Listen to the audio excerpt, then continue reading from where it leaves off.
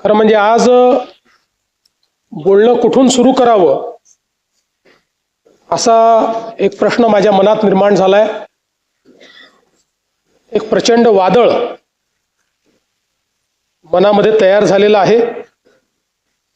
कारण आज सभागृहामध्ये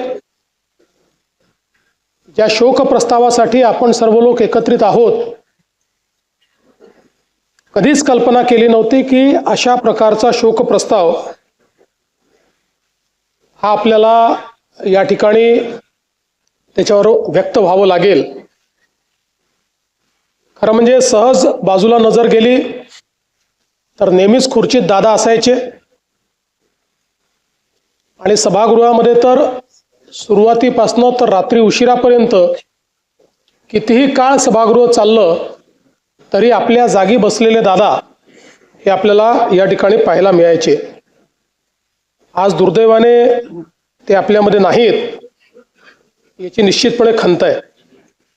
खरं तर यावर्षी दादांनी 12वा अर्थसंकल्प मांडला असता, पुढच्या वर्षी 13वा अर्थसंकल्प मांडून बॅरिस्टर शेषरावजी वानखेडे यांचा जो विक्रम आहे त्याची बरोबरी केली असती आणि कदाचित पुढच्या काळामध्ये महाराष्ट्राच्या इतिहासात सर्वाधिक अर्थसंकल्प मांडणारे अर्थमंत्री म्हणून दादांचं या ठिकाणी कार्य राहिलं असतं. पण अचानकपणे दादा आपल्यातनं निघून गेले आणि यावेळी हा अर्थसंकल्प मांडण्याची जबाबदारी या ठिकाणी माझ्यावर आली. खरं म्हणजे अर्थसंकल्पाच्या संदर्भात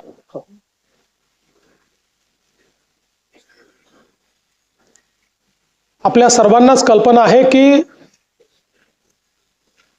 कठोर निर्णय घ्यायचे असतील तर ते घ्यायला कधीही मागे पुढे न पाहणारे अजितदादा होते. पण त्याचवेळी वित्त विभागाने लाडकी बहीण योजनेचा भार हा अर्थसंकल्पावर फार मोठ्या प्रमाणात पडेल आणि म्हणून याचा पुनर्विचार करावा असं सुचवल्यानंतर देखील त्या ठिकाणी ठामपणे निर्णय घेऊन तो विषय मंत्रिमंडळापुढे आणण्याचं काम करणारे देखील अजितदादा होते. आणि आपल्या सगळ्यांना आठवतं की लाडकी बहीण योजनेनंतर अजितदादांनी गुलाबी जॅकेट घालणं सुरू केलं होतं आणि आम्हालाही सगळ्यांना ते जॅकेट घालायला लावलं होतं. आता या सगळ्या गोष्टी केवळ आठवणींमध्ये आहेत आणि म्हणून मला असं वाटतं की संपूर्ण सभागृह अत्यंत या परिस्थितीमध्ये दुःखी आहे. खरं तर अशा प्रकारचा प्रस्ताव मांडणं एक घटनात्मक जबाबदारी देखील आहे. पण मला असं वाटतं की माझ्याकरता एक अत्यंत भावनिक अशा प्रकारचा देखील हा प्रसंग आहे. महाकवी भास यांचं एक नाटक आहे स्वप्न वासवदत्त. आपल्याला माहिती आहे त्यातला एक संस्कृत श्लोक आहे, काष्ट गतो ही पावका काय दहती मित्र शोकस्तु हृदयमस्तीच दहती.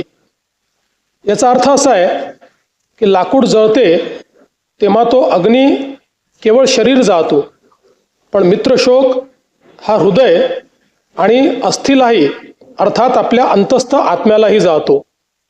अजितदादांसारख्या एका सच्च्या मित्राचा सहप्रवासाचा असा मृत्यू होणं ही खरं म्हणजे केवळ राजकीय हानी नाही तर आपल्या सर्वांच्याच अंतःकरणाला प्रचंड वेदना देणारी अशा प्रकारची बाब आहे.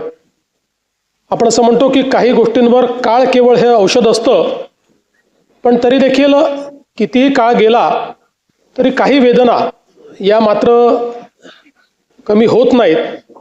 अशा प्रकारची निश्चितपणे एक वेदना असणार आहे. आपण अनेक वेळा राजकीय नेत्यांच्या निधनानंतर पोकळी निर्माण झाली अशा प्रकारचं वक्तव्य करतो. खरं म्हणजे ज्यावेळी एखादा ज्येष्ठ नेता आपल्यातनं ते निघून जातात अनेक वर्ष त्यांनी काम केलेलं असतं, त्यावेळी त्यांच्या निधनाने त्यांची कमतरता जाणवते, ती पोकळी नसते. पण ज्यावेळी अजितदादांसारखा एक व्यक्ती जो राजकीय क्षेत्रामध्ये स्थिरावलेला आहे, ज्यांनी राजकीय क्षेत्राला वेगवेगळ्या पद्धतीनं पादांकरात केलं आहे, ज्यांनी राजकीय क्षेत्रामध्ये आपलं स्वतःचं अस्तित्व नेतृत्व निर्माण केलं आहे, आणि ज्या व्यक्तीकडे समाज आणि संपूर्ण क्षेत्र भविष्याच्या दृष्टीनं पाहत आहे, असा व्यक्ती ज्यावेळेस निघून जातो त्यावेळी खऱ्या अर्थानं पोकळी निर्माण झाली हा जो शब्द आहे, त्या शब्दाची व्याख्या काय आहे ही आपल्याला लक्षात येते. कारण तो असा क्षण असतो की ज्यावेळी आपल्याला लगेच लक्षात येतं की आता अशा प्रकारचे अजितदादा दुसरे होऊ शकत नाही.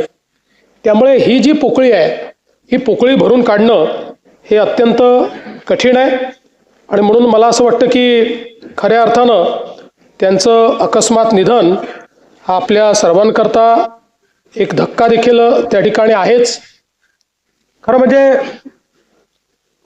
मंत्रिमंडळाच्या बैठकांमध्ये, जनतेमध्ये जात असताना, प्रसार माध्यमांमध्ये, जाहीर कार्यक्रमांमध्ये, अधिवेशन चालू झाल्यानंतर अजितदादांचं अस्तित्व हे सगळीकडे ठळकपणे जाणवायचं. कारण आपल्याला कल्पना आहे की प्रत्येक गोष्ट ही शिस्तीत झाली पाहिजे अशा पद्धतीनं सातत्याने अजितदादांचं त्या ठिकाणी म्हणणं असायचं. आणि सकाळी 6 वाजल्यापासून काम करणारा नेता अशा पद्धतीनं त्यांची ख्याती होती. कार्यमग्नता जीवन व्हावे, मृत्यू हीच विश्रांती, हे काव्यवचन खरं म्हणजे अजितदादांच्या जीवनाकडे आपण बघितलं तर आपल्याला ते सत्य वाटतं. कारण अखंड जीवनामध्ये कार्यमग्न असलेले अजितदादा, प्रत्येक क्षणाचा नीट उपयोग करणारे अजितदादा, कुठलीही गोष्ट नियोजन केल्याशिवाय न करणारे अजितदादा, या सगळ्या गोष्टी मला असं वाटतं की राजकारणामध्ये खूप विरळ आपल्याला पाहायला मिळतात. खरं तर त्यांचा आणि आमचा दोघांचाही जन्म 22 जुलैचा. दादा माझ्यापेक्षा 11 वर्ष मोठे होते, खऱ्या अर्थानं माझे दादाच होते. आणि मला असं वाटतं की गेल्या जवळपास 1 दशकापेक्षा जास्त काळ, ते तर सोबत कदाचित उशिरा आले आमच्या, पण 1 दशकापेक्षा जास्त काळ अतिशय आमची जवळीक होती, अतिशय चांगली मैत्री होती. त्याच्या आधी देखील आमची, कारण मी 99 साली आलो, त्यानंतर दादांची ओळख झाली, संबंध आणले. पण मी असं म्हणेन की साधारण 2014 नंतर एक भावनिक नातं हे दादांशी तयार झालं. मी अनेक वेळा माझ्या मुलाखतीत म्हणायचो की राष्ट्रवादी काँग्रेस आमचं स्ट्रॅटेजिक पार्टनर आहे. पण त्याच वेळी माझ्या मनात मात्र मला हे पक्क माहिती होतं की अजितदादा हे काही स्ट्रॅटेजिक पार्टनर नाही आहेत, तर अंतःकरणातनं आपल्यावर प्रेम करणारा अशा प्रकारचा आपला मित्र म्हणून खरं म्हणजे अजितदादांकडे मी बघितलं आणि त्यांनीही माझ्याकडे त्याच पद्धतीनं बघितलं. आणि जीवनभर मला असं वाटतं की आमचं ते नातं त्यांच्या अंतिम दिवसापर्यंत कायम होतं. मला आजही आठवतं की 27 जानेवारी 2026ला मंत्रिमंडळाची बैठक झाली, त्यानंतर पायाभूत सुविधांची बैठक झाली. त्याही बैठकीमध्ये अजितदादांनी आपल्या नेहमीच्या सिग्नेचर पद्धतीने सगळ्यांना, जे अधिकारी होते त्यांना विचारलं की मी आज सकाळी माहिती घेतली आहे आणि ज्या प्रकारे कॅपिटल एक्सपेंडिचरमध्ये ग्रॉस व्हॅल्यू ॲडिशन काही राज्यांमध्ये होतं तेवढं आपल्या राज्यात का होत नाही, या संदर्भात तुम्ही काय कारवाई करणार आहात. आणि मग अधिकाऱ्यांनी सांगितलं कॉस्ट ओव्हररन कसे होतात, प्रोजेक्ट्स कसे डिले होतात, त्याच्यामुळे ग्रॉस व्हॅल्यू ॲडिशन का होत नाही.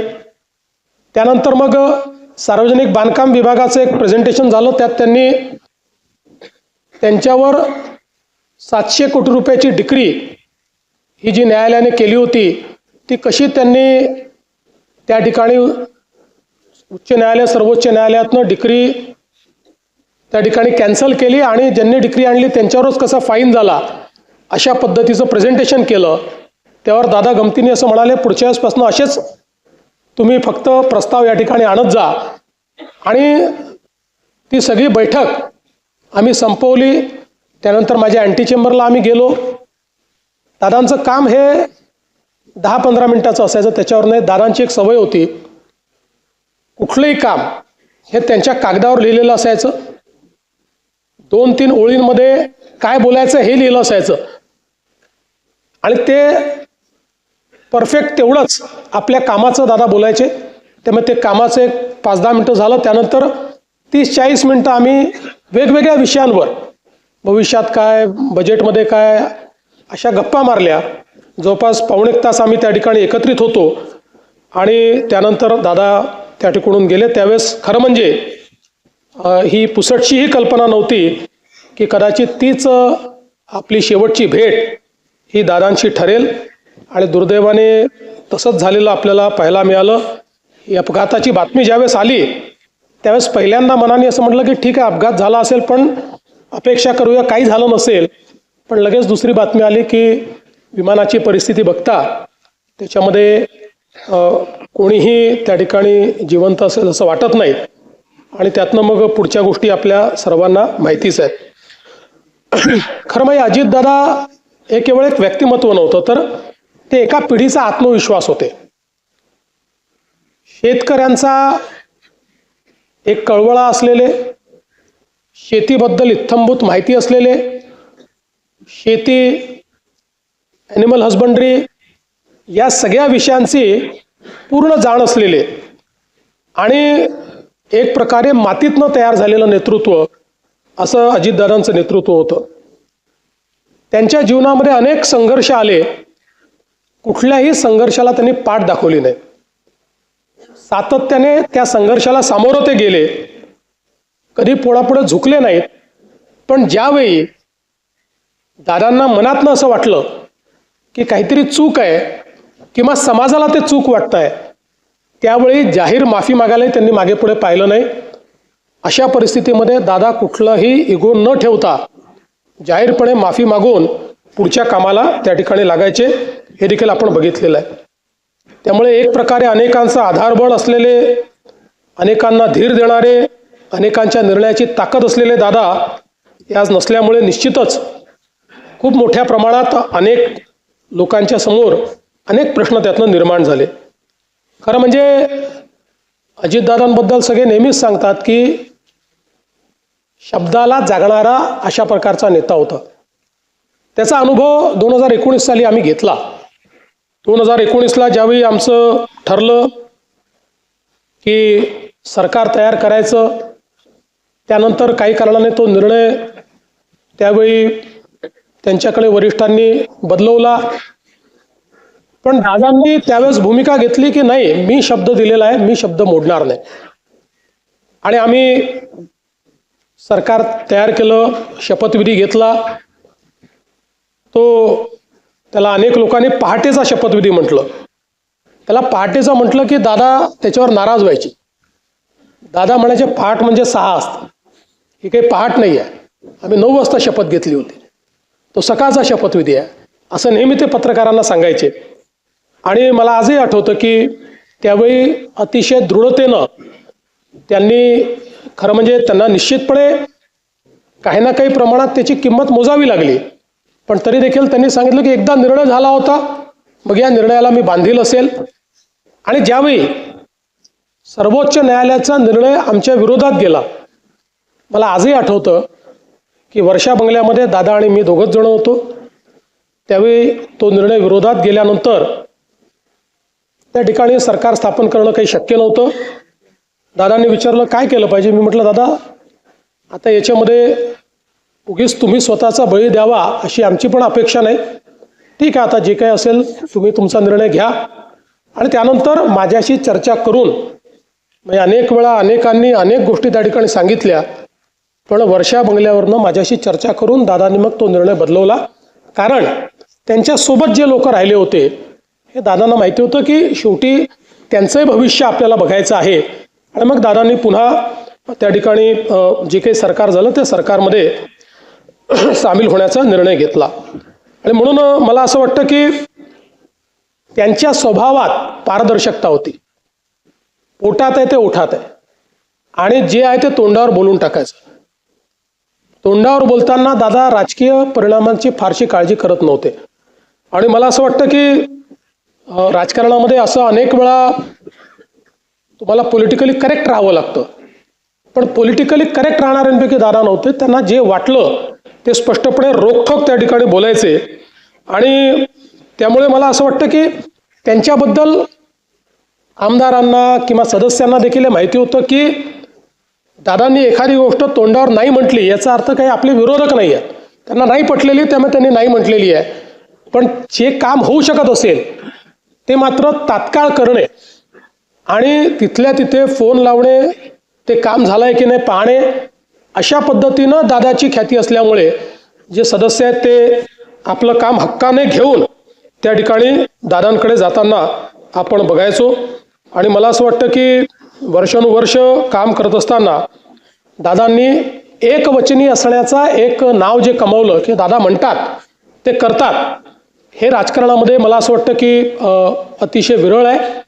आणि खरं तर मला असं वाटतं की ज्यावेळेस 2019 नंतर मी विरोधी पक्षनेता झालो, ते इकडे आले, ते पुन्हा उपमुख्यमंत्री झाले.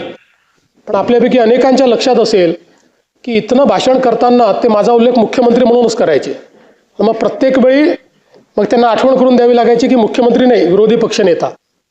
आणि मला असं वाटतं की त्यानंतर कदाचित त्यांचे ते शब्द जे आहेत ते सत्य झाले. आम्ही एकत्रित आलो, आम्ही दोघेही उपमुख्यमंत्री झालो, नंतर मी मुख्यमंत्री झालो, पुन्हा शिंदेसाहेब आणि ते उपमुख्यमंत्री झाले.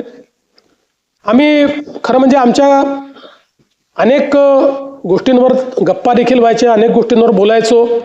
दादांना क्रिकेटची आवड होती, त्याच्यावरही अनेक वेळा आमची चर्चा व्हायची. आणि आम्ही जेव्हा एकत्रित प्रवास करायचो त्यावेळी दादांच्या अनेक ज्या काही सवयी होत्या त्यात दादांना मला नेहमी आठवतं की दूध प्यायला आवडायचं. त्यामुळे आमच्या विमानात किंवा हेलिकॉप्टरमध्ये कोल्ड्रिंक असू द्या, काही असू द्या, जे कोल्ड मिल्क असतं, आणि दादा सांगायचे मी शेतकऱ्याचा मुलगा आहे, रोज हळदीचं दूध पितो आणि मला कुठल्याही म्हणजे कोल्ड्रिंक किंवा याच्यापेक्षा दूध प्यायला आवडतं. अशा अनेक सवयी दादांच्या एकदम नजरेसमोरून जातात. दादा चप्पल घालायचे पण पाय नेहमी स्वच्छ ठेवायचे. त्यांना ती एक सवय होती की बसल्या बसल्या आपला पाय स्वच्छ करायचे ते.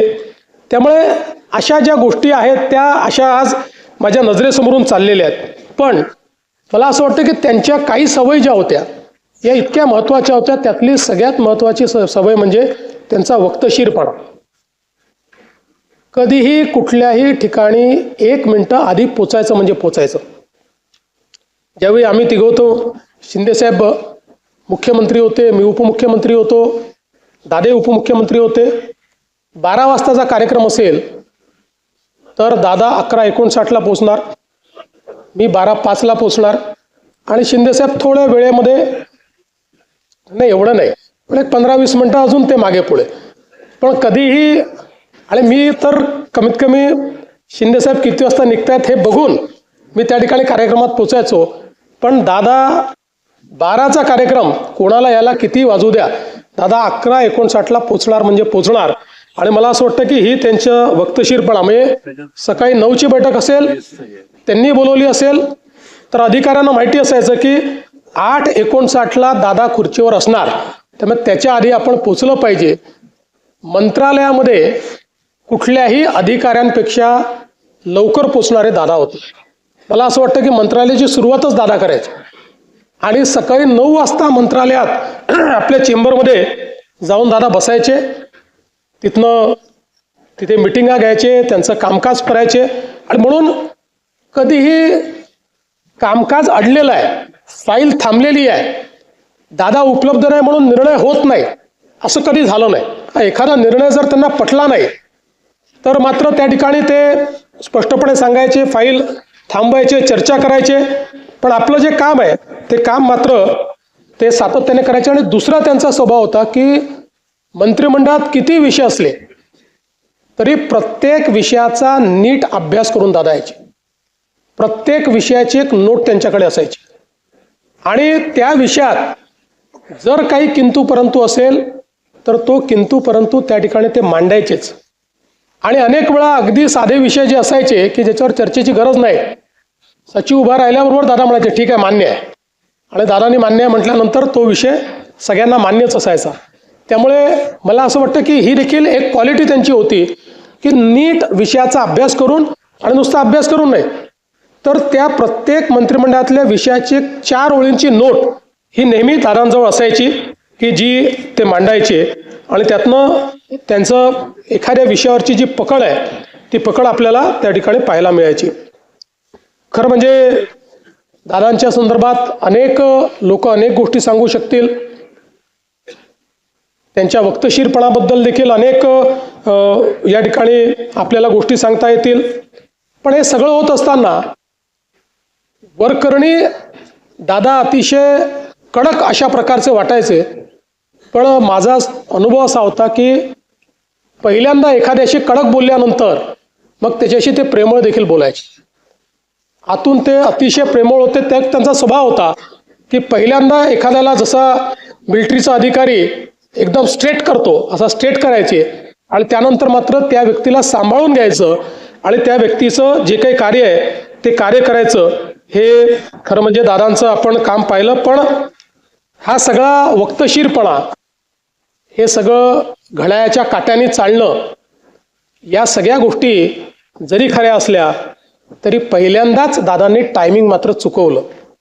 आणि ते टायमिंग म्हणजे ज्यावेळेस राजकारणामध्ये खूप मोठी इनिंग दादा खेळतील हे आपल्या सगळ्यांना दिसत होतं.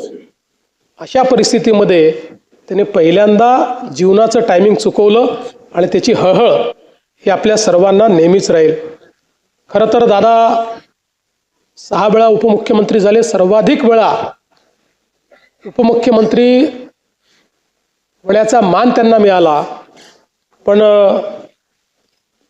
अनेक वेळा ते असं म्हणायचे की मी कधीतरी मुख्यमंत्री होईल पण मी उपमुख्यमंत्री मात्र नेहमी राहील. अशा पद्धतीनं अनेक वेळा गमतीने ते म्हणायचे. आज मी असं म्हणू शकतो, Ajitdada Pawar was the best chief minister Maharashtra never had. एक जो चांगला मुख्यमंत्री महाराष्ट्राला मिळू शकला असता तो अजितदादांच्या रूपानं आता आपल्यामध्ये नाही. आणि मला विश्वास आहे की शेवटी कधीतरी त्यांचं स्वप्न देखील नियतीने पूर्ण केलं असतं. त्यांच्यात ती क्षमता निश्चितपणे होती. शेवटी राजकारणामध्ये वेगवेगळ्या प्रकारचे गणितं असतात, पण क्षमतेचा जर विचार केला तर मुख्यमंत्री पदाकरता पूर्णपणे क्षमता असलेलं नेतृत्व हे अजितदादांचं होतं. खरं तर मी असं म्हणेन की राजकारणामध्ये आपल्याकडे अनेक नेते आहेत, अनेक दादा आहेत, आणि सगळ्याच दादांनी चांगलं काम केलं आहे. पण महाराष्ट्रामध्ये वसंतदादा आणि अजितदादा ही 2 नावं अशी आहेत की ज्यांना दादा म्हणून नेहमीच महाराष्ट्र हा त्यांच्या कामाकरता या ठिकाणी लक्षात ठेवेल. दादांनी सुधाकरराव नाईकांच्या मंत्रिमंडळात ज्यावेळेस काम केलं त्यावेळी खरं म्हणजे सुरुवातीच्या काळामध्ये जेव्हा दादा मंत्री झाले त्यावेळी थोडा त्यांचा स्वभाव अबोल होता, किंवा नेमकं तेवढं काम करायचं अशा प्रकारचा त्यांचा स्वभाव होता. त्यामुळे पहिल्यांदा लोकांचा दृष्टिकोन असा होता की एका मोठ्या घराण्यातला माणूस आहे, हा मंत्री झालेला आहे. पण त्यानंतर ज्यावेळेस दादांनी काम करणं सुरू केलं आणि विशेषतः सुधाकररावांच्या मंत्रिमंडळामध्ये त्यांनी ज्यावेळेस काम सुरू केलं, खरं तर सुधाकरराव त्यानंतर त्यांच्या प्रत्येक वाक्यागणित अजितदादांचं नाव घ्यायचे. आणि त्यातनं अजितदादांचा परिचय हा काम करणारा नेता म्हणून, काम करणारा मंत्री म्हणून या महाराष्ट्राला झाला. आणि मला असं वाटतं की त्यानंतर मात्र त्यांनी जी स्वतःची ओळख निर्माण केली, कारण आपल्याला माहिती आहे की ते पहिले लोकसभेवर गेले, पण त्यानंतर पवारसाहेबांना तिकडे जायचं होतं, त्यामुळे दादा विधानसभेवर आले. आणि त्यानंतर मात्र 8 वेळा निर्विवादपणे प्रचंड मतांनी आणि वेगवेगळे रेकॉर्ड करत बारामती मतदारसंघातनं दादा हे सातत्याने विधानसभा जिंकतच राहिले. बारामतीचा अपराजित नेता म्हणून दादांकडे आपण पाहतो. जनतेचं जे प्रेम दादांना मिळालं ते निश्चितपणे मला असं वाटतं की कुठल्याही नेत्याकरता त्यापेक्षा मोठा दुसरा कुठलाही ठेवा हा असू शकत नाही. आपल्याला या ठिकाणी माहिती आहे की विकास प्रकल्पांच्या बाबतीत दादा नेहमी सकारात्मक असायचे. त्यांचा मूळ पिंड हा विकास झाला पाहिजे, प्रोजेक्ट झाले पाहिजे. आणि विरोधी पक्षात असतानाही विरोधाला विरोध न करता त्यांच्यामध्ये ही हिंमत देखील होती की एखादा जर चांगला प्रकल्प असेल तर त्याला विरोधी पक्षात असताना देखील, म्हणजे मी मुख्यमंत्री असताना देखील अनेक वेळा अनुभव घेतला की थेट त्याला त्यांनी या सभागृहात ते बोलायचे की ठीक आहे बाकी गोष्टी सोडून द्या, हे बरोबर आहे. किंवा विरोधी पक्षात असतानाही एखाद्या सभेमध्ये आपल्याच पक्षाचा एखादा व्यक्ती हा पंतप्रधानांबद्दल चुकीचं बोलल्यानंतर त्याच ठिकाणी आपल्याच पक्षाच्या व्यक्तीला किंवा तू लहान आहे, पंतप्रधानांबद्दल या शब्दात बोलण्याचं तुला कुठलाही अधिकार नाही, हे दरडावून सांगणं ही देखील जी एक मला असं वाटतं की एखाद्या नेतृत्वाची जी काही क्षमता असते ती क्षमता दादांमध्ये आपण अनुभवली. आणि दादांनी त्या संदर्भात नेहमीच मला असं वाटतं की आता प्रयत्न केला. कधी फायलींचा ढीग हा दादांकडे आपण बघितला नाही. अधिकाऱ्यांना बोलवायचं, तिथे निर्णय करायचे, त्यांच्याकडनं समजून घ्यायचं आणि एकदा पटलं की त्याची पाठराखण करायची. अशा पद्धतीनं ते सातत्याने काम करायचे. आज समाज माध्यमांमध्ये दादांचे अनेक व्हिडिओ आपण पाहतो. त्यांच्या म्हणजे तसा मूळ दादांचा स्वभाव हा जरी सिरियस वाटत असला तरी त्यांच्या भाषणांमध्ये मात्र खूप खुमासदारपणा असायचा. आज आपण अनेक त्यांची भाषणं जी काही समाज माध्यमात पाहतो, त्यांचे अनेक शॉर्ट्स पाहतो, अनेक त्यांचे पोस्ट पाहतो, लोकांनी केलेले अनेक त्यांचे जे व्हिडिओज आहेत ते पाहतो. त्यामुळे त्यांच्या भाषणामध्ये अगदी सरळ सोप्या भाषेमध्ये त्या ठिकाणी ते विनोद करायचे आणि त्यामुळे लोकांना ते आवडायचं. किंवा पत्रकार परिषदेमध्येही अनेक वेळा एका वाक्याचं, एका शब्दाचं उत्तर असं देऊन पत्रकारांना एखाद्या गंभीर विषयांवर नाकारले नाही उत्तर आणि त्या ठिकाणी उत्तरही दिलं नाही, त्यांना बोलायला संधी मिळाली नाही. अशा पद्धतीनं दादांचं आपल्याला त्या ठिकाणी काम पाहायला मिळायचं. आणि कुठल्याही सवय नसलेल्या दादांची एकच सवय होती, ती म्हणजे काम. He was a workaholic person. कुठलंही काम दादांनी ज्या क्षेत्रात काम केलं त्या क्षेत्रामध्ये दादांनी उत्तम काम केलं.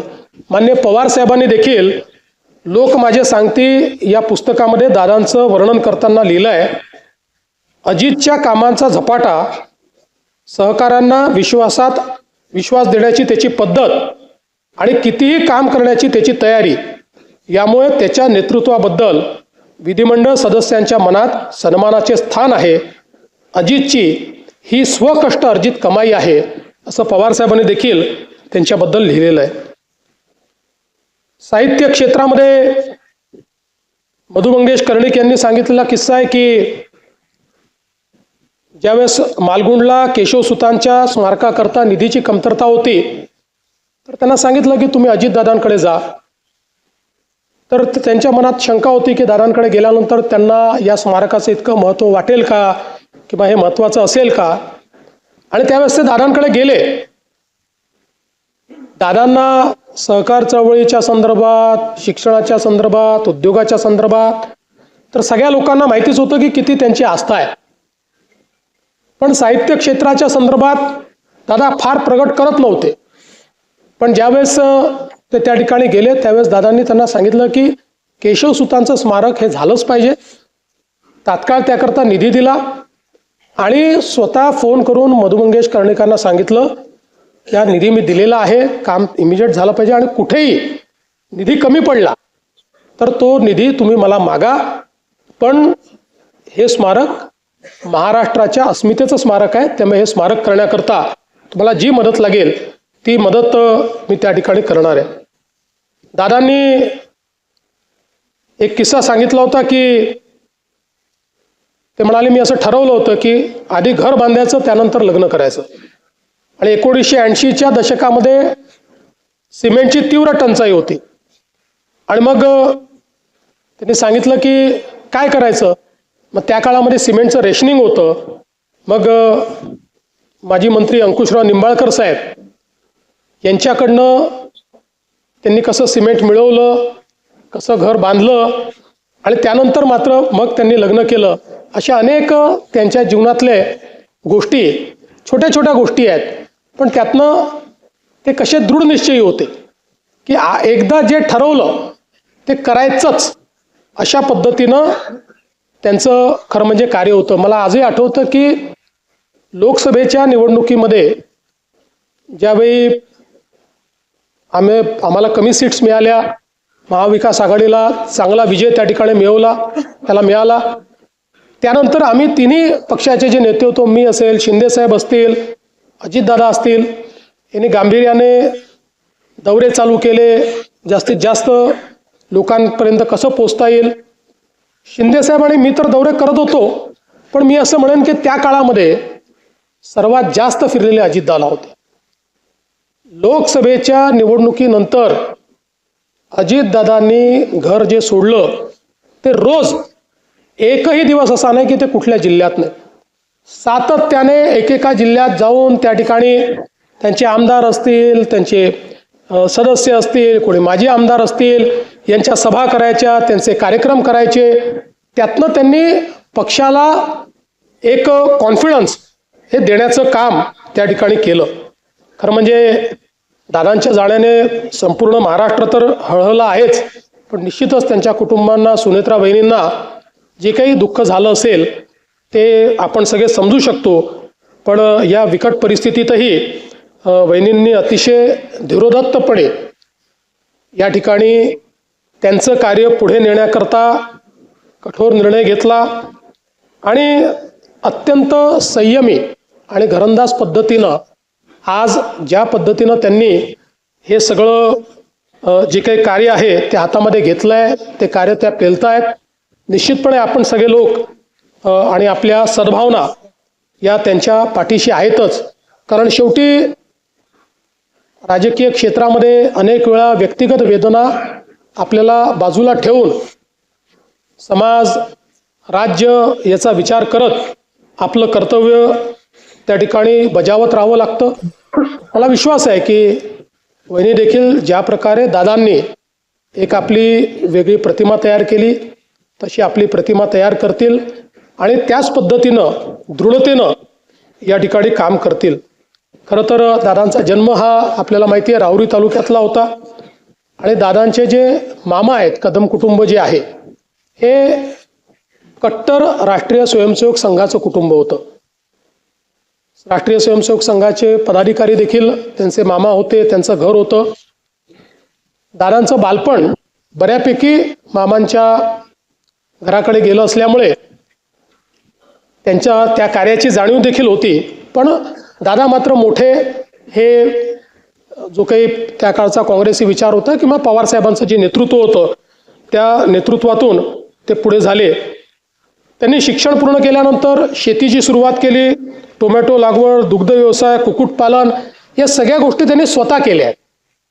हे मला जी काही माहिती आहे त्यात त्यांनी स्वतः वहिनींनी या ठिकाणी हे सगळं काम करणं, त्याचं मार्केटिंग करणं, बाजारात देखील या सगळ्या वस्तू पोचवणं, या सगळ्या गोष्टी म्हणजे ज्याला आपण जमिनीतनं उठून मोठं होणं म्हणतो अशा प्रकारचं सगळं कार्य हे त्यांनी केलं. आणि म्हणूनच सामान्यातल्या सामान्य माणसाच्या अडीअडचणी या दादांना माहिती होत्या. सहकार, शेती, ग्रामीण विकास यातनं त्यांनी राजकीय प्रवास जो सुरू केला तो सातत्याने आपल्याला माहिती आहे की वेगवेगळ्या पदांवर दादा राहिले. त्यांनी अतिशय चांगलं काम हे वेगवेगळ्या पदांवर केलं आणि हे सगळं करत असताना त्यांनी जे अर्थसंकल्प मांडले ते जर आपण बघितलं तर त्या अर्थसंकल्पांचा जो काही स्थायी भाव आहे त्याच्यामध्ये त्यांचा भर हा नेहमी राजकोषीय स्थैर्य निर्मितीवर असायचा, म्हणजे महसुली वाढ आणि खर्चाला प्राधान्यक्रम, विकास अभिमुख विस्तार म्हणजे भांडवली गुंतवणूक वाढवून रस्ते, ऊर्जा, सिंचन, उद्योगांना चालना देणं आणि संरचनात्मक संतुलन, या 3 गोष्टींवर आधारित सगळे त्यांचे अर्थसंकल्प आपल्याला पाहायला मिळतात. त्यामुळे खर्चावर नियंत्रण ठेवण्याचं काम ते नेहमी करायचे. मला आजही आठवतं की आम्ही मंत्रिमंडळाच्या बैठकीत जेव्हा बसायचो त्यावेळी शिंदेसाहेब बसायचे, त्यांच्या बाजूला मी बसायचो आणि मग दादा बसायचे. आणि तो काळ अतिशय घाईचा काळ होता. मग अनेक वेळा माझी भूमिका रेफरीची यायची, कारण शिंदेसाहेबांचा हात खुला होता. त्यामुळे ते दरवेळेस एखादी नवीन योजना आणायचे. दादा म्हणायचे आपण आता मोठ्या योजना केलेल्या आहेत, मग आता ही योजना कशी करायची. मग शिंदेसाहेब मला म्हणायचे की नाही आपल्याला ही केली पाहिजे. मग मी त्यांना सांगायचो केली पाहिजे. मग ते सांगायचे नाही पण आत्ता पैशाची तंगी आहे. मग मी यांना सांगायचो पैशाची तंगी आहे. असं करून मग शेवटी दोघांचं एकमत व्हायचं आणि मग आम्ही ती योजना पूर्ण करायचो. त्यामुळे ह्या आमच्या तिघांच्या स्वभावातला हे अंतर होतं, पण मला असं वाटतं की आम्ही तिघं एकमेकाला कॉम्प्लिमेंट करत होतो. आणि म्हणून त्यातनं एक कुठल्याही मुख्यमंत्र्याला अर्थमंत्री कसा पाहिजे तर तो अजितदादांसारखा पाहिजे, की जो तुम्हाला नेहमी वास्तविकतेचा आरसा दाखवेल पण त्याच वेळी राज्याची वाटचाल थांबवणार नाही. अशा प्रकारचा अर्थमंत्री हा आपण त्यांच्या माध्यमातून बघितला. आपल्याला कल्पना आहे की विकासाच्या संदर्भात विशेषतः एकदा मला विचारलं की समजा दादा त्या ठिकाणी जर मंत्री झाले नसते तर काय झाले असते. मी बोलताना म्हटलं त्यांच्यात शिस्त तर पोलीस सारखी आहे, कदाचित पोलीसमध्ये घेतले असते. हाडाचे शेतकरी आहेत तर कदाचित शेतकरी झाले असते. पण नंतर मग माझ्या डोक्यात विचार आला की दादा निश्चितपणे या ठिकाणी बांधकाम इंजिनियर झाले असते, कारण बांधकामाच्या संदर्भात अगदी छोट्यातल्या छोट्या बारीक बारीक गोष्टींमध्ये जाणं, सरकारी काम उत्तम गुणवत्तेचं झालं पाहिजे हा त्यांचा आग्रह. सकाळी 6 वाजता साईटवर जाणार, सगळ्या अधिकाऱ्यांना बोलवणार आणि त्यातल्या छोट्या छोट्या गोष्टी शोधून काढणार. हे असं काय, हे तसं काय, हे काय वापरलंय, याची किंमत किती आहे.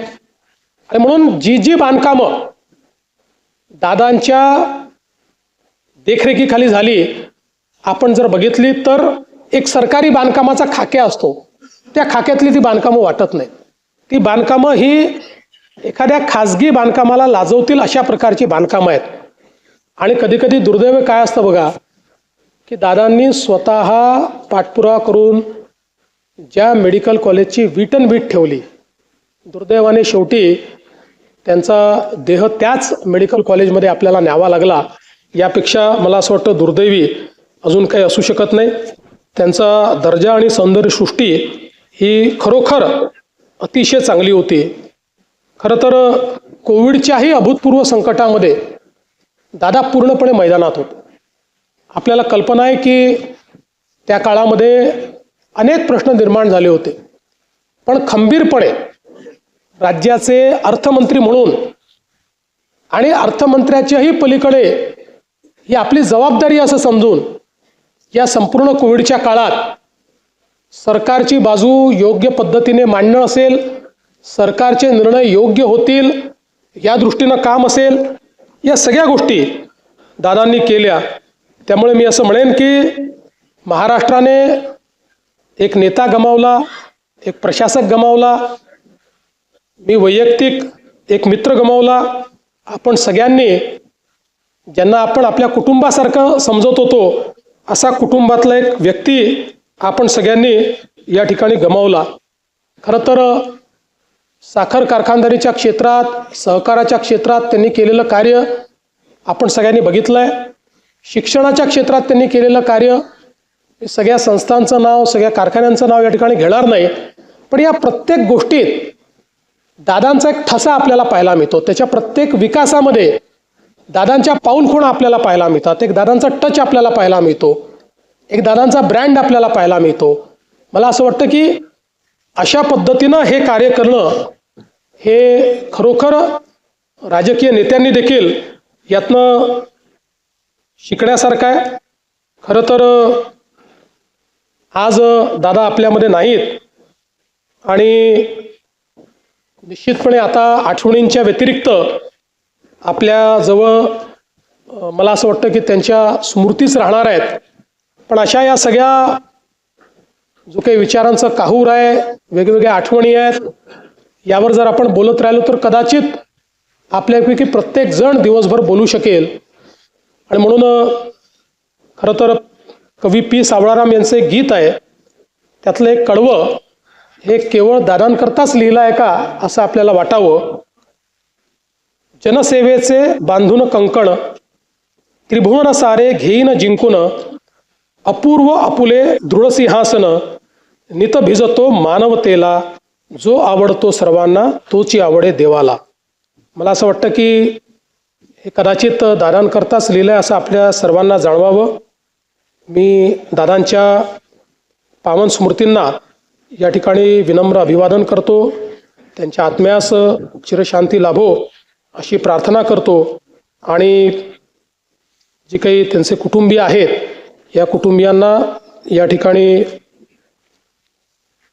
हे दुःख सहन करण्याची शक्ती आपल्याला आणि त्यांना ईश्वर देव अशी ईश्वरचरणी प्रार्थना करतो.